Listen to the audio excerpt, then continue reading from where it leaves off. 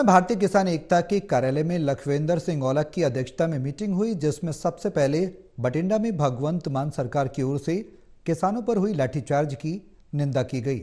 साथ ही केंद्र सरकार से अपनी मांगों को लेकर रणनीति पर चर्चा हुई।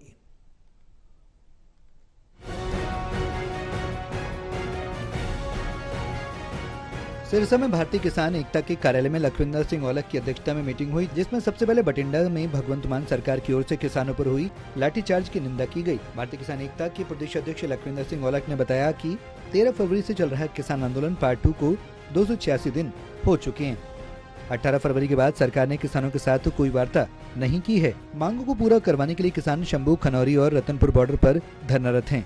उन्होंने बताया कि एसकेएम गैर राजनीतिक और केएमएम ने बड़ा फैसला लेते हुए ऐलान किया कि हमारे सीनियर किसान नेता जगजीत सिंह डल्लेवाल 26 नवंबर से आमरण अनशन पर बैठेंगे।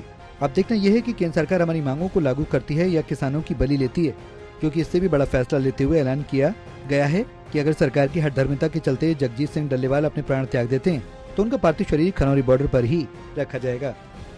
उसके बाद दूसरे किसान नेता सुखजीत सिंह आमरण अनशन पर बैठेंगे और ये कड़ी ऐसी ही चलती रहेगी।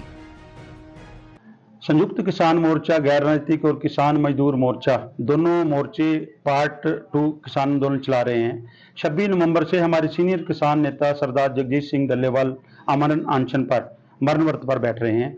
उसको मजबूती देने के लिए हमने कल दिल्ली में भी मीटिंग की थी, जिसमें देश भर से किसान आए थे। तो उसमें भी तय किया गया, Haryana, Punjab, Rajasthan, UP, western UP और हिमाचल से जितने किसान साथी है वो 26 नवंबर से खनौरी बॉर्डर पर पहुंचेंगे। एक किला नोमी वहां एक सिस्टम बनाया जाएगा ताकि प्रशासन सरदार डल्लेवाल जी को वहां से उठा ना सके।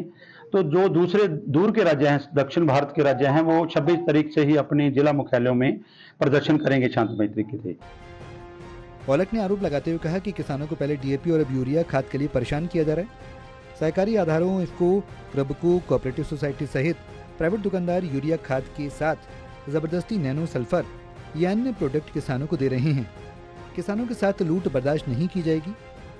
कृषि विभाग भी कुंभकर्ण की नींद सोया हुआ है। सब कुछ जानते हुए भी चुप हैं। बार बार कहने के बावजूद भी व्यवस्था ठीक नहीं की जा रही है। वहीं औलख ने बताया कि आंदोलन को और मजबूत करने के लिए बी की टीम काफिले के साथ 26 नवंबर को रोडी क्षेत्र के गाँव झोड़ डरोही से सुबह 9 बजे खनौरी मोर्चे के लिए कूच करेगी। औलख ने बताया कि संयुक्त किसान मोर्चा गैर राजनीतिक की दिल्ली में मीटिंग हुई, जिसमें पूरे देश के किसान नेता पहुंचे। मीटिंग में तय हुआ कि हरियाणा, पंजाब, राजस्थान, हिमाचल और यूपी से बड़ी संख्या में किसान और मजदूर साथ ही खनौरी मोर्चे पर पहुंचेंगे। दक्षिण भारत के कर्नाटका, तमिलनाडु, तेलंगाना सहित कई राज्यों में आमरण अनशन की सपोर्ट में 26 नवंबर से जिला मुख्यालय पर शांतिपूर्ण धरने प्रदर्शन किए जाएंगे।